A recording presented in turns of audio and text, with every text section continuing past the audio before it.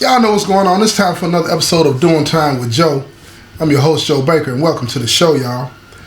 I'm going to be talking about something that's really, really sensitive for me to talk about. Even though my relationship with my sons now is way, way better than what I could ever even hope for. You know what I'm saying? I do have those memories of the times when I wasn't so sure. And y'all know I've been doing these shows with these letters from guys and women that get these letters to me, you know what I'm saying, and I talk about what they talked about in these letters, and I share how they felt, just so that, you know what I'm saying, they can get their stories out and you can read and hear, you know what I'm saying, how they experienced what they went through. And when I got this letter comes from Luis. He's a father at Folsom State Penitentiary. And he has a very, very tough situation going on with his son, Isaiah. You know, and Isaiah is a teenager. Yeah, y'all know how that gets. It's hard when you're dealing with a teenage son, especially when you think that, you know, they might be getting out of whack a little bit. And that behavior that they exhibit, you know, that anger that they feel and the things that they experience, it causes them to act out. Now, sometimes they go on and they do well, you know, but it's those periods in which they're struggling to try to find their way without you, that you just don't know how it's going to turn out. And Luis, he wanted to try to influence that in a positive way, to try to help his son through that, right? So check this out, y'all. I'm gonna read this letter and these chain of letters that Luis was writing to his son Isaiah about him not being there. So check this out. This is from Luis to Isaiah. Mijo, it's been almost 4 years since I held your hand. You were just a boy then. Now you're 16, nearly a man. That time, I can't get it back. But I hope I haven't lost you completely. Your Tia says you don't ask about me anymore. That you don't read my letters, but I keep writing, just in case one of them gets through. I wasn't there when you needed me. I made choices that put me in here instead of by your side. I know you feel like I abandoned you, but please believe this. There was never a day that I didn't think about you. If you got questions, anger, or even hate for me, I can take it. Just don't shut the door completely. With all my love, Dad. Now look, when you make choices in your life, like Luis did. See, Luis was out there. He wasn't a dope boy. You know what I'm saying? He liked to steal cars and all of these different types of things. You would think that that is something that's not going to lead a person to prison. If it does, it's not going to lead them there for a long time. But here's what happened with Luis. Luis and his guys were out one night, right? And they had gotten a nice old Porsche and they stole it. They were on their way to the chop shop to break that thing down, right? And when they were on their way to break that thing down, whoop, whoop, the police whip out. They're chasing them down. Because they've been setting up these sting operations trying to catch them for months. And now they finally got them. And they're speeding down the road. They're rolling. They're trying to get them. And coming across the street was a little boy. They hit him. The boy get tossed up in the air. They crash on the side of the road. Police get him. Get the paramedics out there. They're trying to see to the boy. Luis is sitting in the car, him and his partner, both of them, they're crying now. Yeah, crying, tears. Because they didn't envision this happening tonight. They thought they were going to get this Porsche, get it to the chop shop, get back home, have the money, nobody be the wiser, and go on with their lives, right? But this little boy that was crossing the street, unaware of what was going on, unaware of the decisions that Luis has made in his life, how it was going to affect him and end his. He gets hit. Game over. Over. Now, his family, his people that love him, now they have to deal with him being gone, missing him, burying him, and moving on with life. It's hard to do. It's hard to do. So Luis, he ends up gone, vehicular homicide. Got a boatload. Because they got him for all the car thefts. They ran them wild, meaning consecutive, meaning finish one, start the other one, and then they hit him on the back end with the vehicular homicide. Come on now. And that's what he played out to. So he's been gone for a while. Now check this out. Here's the letter that Isaiah, his teenage son, wrote back. Listen to this now. He said, Luis. He didn't say dad. He said Luis. I read your letter. First one I've read in over a year. I wasn't going to respond, but here it is. Yeah, I'm angry, but mostly I'm numb. You say you didn't stop loving me, but you stopped showing me. When mom was working 2 jobs and I was raising myself, where were you? You write letters now like you're trying to make up for it.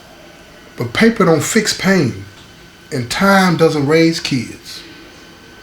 You're my dad, but I don't know you. I'm not sure I want to.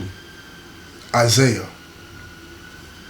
Now see, that's real anger, pain. But the question that you should ask yourself, is it valid? Is it valid? A lot of people right now raising their kids, you know what I'm saying, not really being around them and all this and that. If you want to call that raising your kid, and you're not going to the penitentiary, but you're looking at people like me and you're saying, I'm not like Joe T, but you ain't spending no time with yours. You feel me?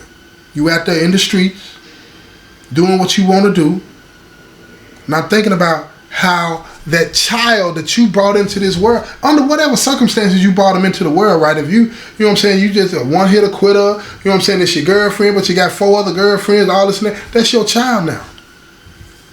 That's your child. You contributed to that child being brought into the world, but now you don't want to pay no attention to them. But they need you. Like my 2 sons needed me. But see, I was selfish. I thought about me. I'm telling myself what I'm doing is for all of us. No, it wasn't. No, it wasn't. I'm trying to satisfy some hole in my heart, you know what I'm saying, by going over here and doing stupid stuff so I can please people around me to make them think that I'm that dude. It wasn't about my kids. I was lying. I was lying. It wasn't about them at all. But it feels better to say that. Again, listen to what I say. It feels better for me to say that. Because it's hard for me to accept back in the day. It was hard for me to accept that, you know, I wasn't thinking about them. I didn't care nothing about them. I did, but I didn't show it. See, caring for somebody is more than just saying it. You got to show it. Love is an action word. You can't say you love somebody but never there. You can't say you love somebody but you beat on them. You can't say you love somebody and you mistreat them. You can't say you love somebody and you turn your back on them when they need you the most. You can't say you love somebody and you are never there. Because you're not showing that you love them. And if you do those things, you have a misunderstanding of what love really is. You totally missed the mark. Totally missed the mark. And that is what this type of anger, you know what I'm saying, brings about. So, Luis, he gets the letter back. He gets the letter back. And this is what he said, y'all. This is how he responded to it. Isaiah, I can't lie. Your words cut deep, but they're honest. And you're right. I wasn't there. I chose fast money over fatherhood. I thought I was doing it for us, but I was really chasing something. You don't know me now because I failed to show you who I really was back then. I've got nothing but regret for that. But this prison, it stripped me down. I'm not the same man who left and left you and your mom struggling. I've learned what being a father should mean. You don't owe me a relationship, but you deserve the truth. If you ever want to know who I am today, not who I was, I'll be here. Love, Pops. Now let me tell y'all something. See, because a lot of people want to dismiss those types of words when they get a letter or talk to somebody from prison. Man, prison will strip you down. It'll strip you down to the bare bones of who you are. The essence of who you are. And a lot of people can't take it. They can't take what it is that they see. They end up losing it. And that's when they end up in mental health situations and stuff like that, because they don't like what they see. But see, that's just the beginning process when you get stripped down like that. You know, people say all of these things about the prison programs that they have and how lackluster they are, and don't get it twisted. I would say 50%, maybe even 75% of them, you could take them and ball them up and throw them in the trash. But I'm going to tell you, they got some programs, if you give it a chance, if it's presented the right way, because it's really important about the teacher who's giving the class and all this and that, right? But if it's given to you the right way and you receive it in the right way, oh my God. It'll do something to you. It'll do something to you. It'll make you see who you are and the pain that you cause people.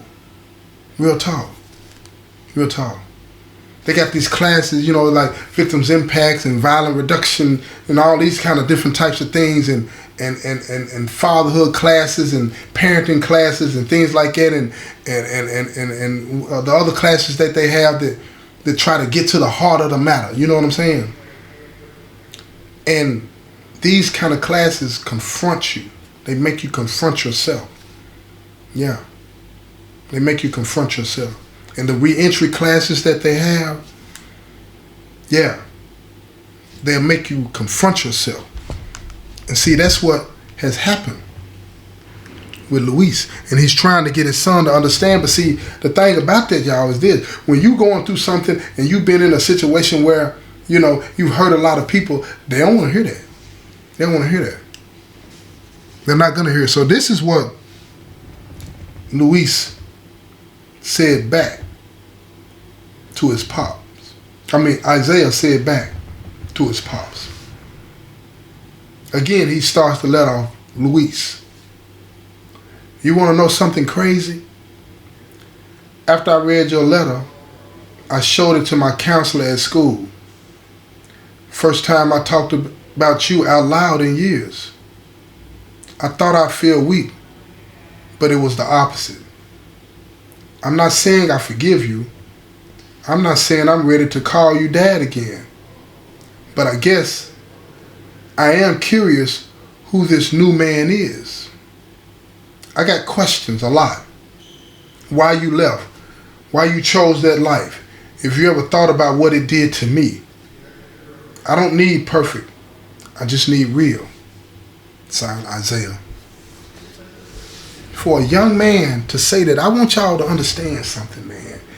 I remember, man, let me try to keep it together. Both of my sons at different times, you know, have been my cellmates.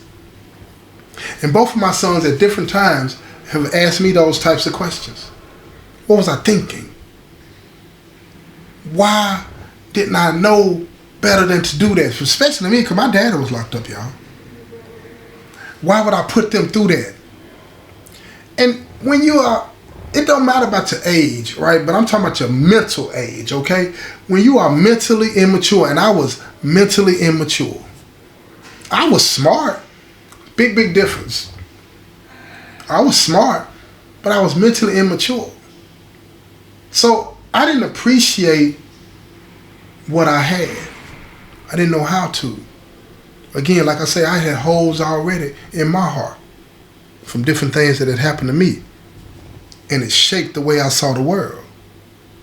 And now I'm trying to figure things out. And that's when my son then was asking me all those questions. Did I consider them? that I think about all of these different things that they would have to go through. And it's hard to see that.